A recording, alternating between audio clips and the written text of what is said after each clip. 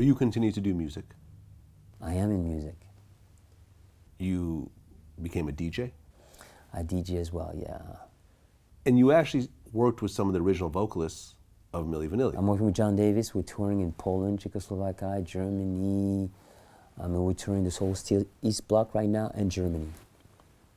What was it like to get together? Because you guys were always separated before. So suddenly, I mean, after all this exploded and, you know, there was no barriers, when you guys all, did you get together with all the original? No, just John. John is the only guy that I gel with. We have a cool vibe. And But you met the other guys? No. No? No. Until now, we haven't really. Brad I met, it was real short, but John was brought to Los Angeles by a guy called Jace Hall. And we did a parody on video games with Mario Brothers. Okay. And that was the first time that we got a chance to chop it up, sit down, and it was like, yo, man, that dude is cool. Yeah. And since I was in Holland, and it was in Germany, like, yo, maybe we should do some gigs together. Yeah. Like, yo, really? Yeah, it'd be cool, you know? So we have this thing we call Face Meets Voice, a Milli Vanilli experience, and that's the billing for what we do. And we play the old songs, you know, 40, 45 minutes. We're killing them. Nice. We do what we do. But yeah, it was very interesting for me to perform with him because on stage we were 4 people. It was 2 people, but it was 4 people. Right. And then he was doing my voice. And it was like, you know, I was performing, it was always that voice. So when he talks to me sometime and he says words, I'm like, yo, flashback. Like, wow. Yeah.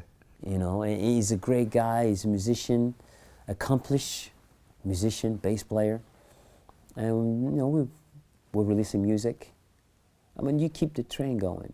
Yeah. And, you know, you have to diversify your portfolio as an artist. So I work on various projects. Right.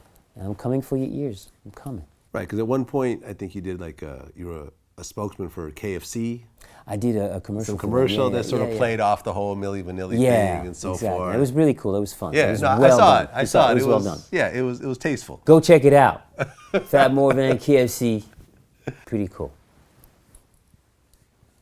At this point, fast forward 20 years, or 27 years. Do you see any royalties? Hell no. Off of that album? Hell no. Even though it continues? Hell no. You know, even though my likeness is being used. Yeah. I don't see nothing. You don't see nothing? No. Because I looked on Vivo, one of the videos, like 30 million views, another 20 million views, and so forth. And no matter what happened, ultimately these are great songs. That's it. And I'm sure they're being played. Like right now, someone's playing a Milli Vanilli song. Guaranteed. You're right. And I believe a lot of babies were created with Probably. that music. A lot of relationships were Right. were instigated by that music. Yeah. That's it. But you never saw anything. No, man. You and Frank don't talk at all. Hell no. You still feel a certain level of anger towards the whole situation? No. You don't? No. You can't walk through life with holding anger towards someone. I'm all about positive energy. He did me wrong, but you have to let it go. You gotta let it go. You know, yes, I talk about, you know, people want to hear the story, and I'm able to tell you, and finally people are listening, and people like you now more and more, because through the years, you know, it's been a journey. But now I got Vlad that's like taking his time to like, because, you know, we're here, but they're here. And it's important that they really truly get how he went down, because there were a lot of haters who thought that, yo, those dudes, man. Now you know the story. Now you know exactly what happened. And it was not our faults. You know, we were naive. We fell into the trap. My dude was strong. Like, Platinum Record Studios, like, of course you're going to trust him. Of course you're going to think that everything's on the up and up. Well, and I think that people may say what they're going to say. You know, when you look at, people always criticize. In the social media world that we have today, people always criticize. That's just human nature. But I think that if you would have put 90% of people in that space and said, listen, we're going to make you into a superstar. Well, he didn't say that. Nobody, it wasn't like that. It was like, you got to understand, man, there's the big studio, there's Rob and Fab, you know, the track is dope, There's Right. no vocals. That's what I'm saying. But When it's you take a lot of people who haven't accomplished anything musically yet,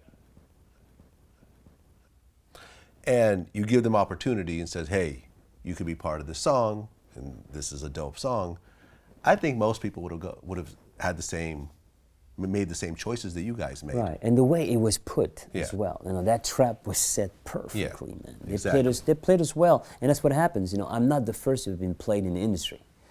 You know, a lot of people came before me who suffered terribly, you know, and because well, the producer played them, whatever, the contract was wrong, and people get stuck in, you know, and it's like mistakes we make because you don't have the right surroundings, because those contracts were signed without attorney or management. He was happy. Oh, ain't nobody around? Dope. Sign here. Here's the money, cash right there. You can have that right now. Once we signed,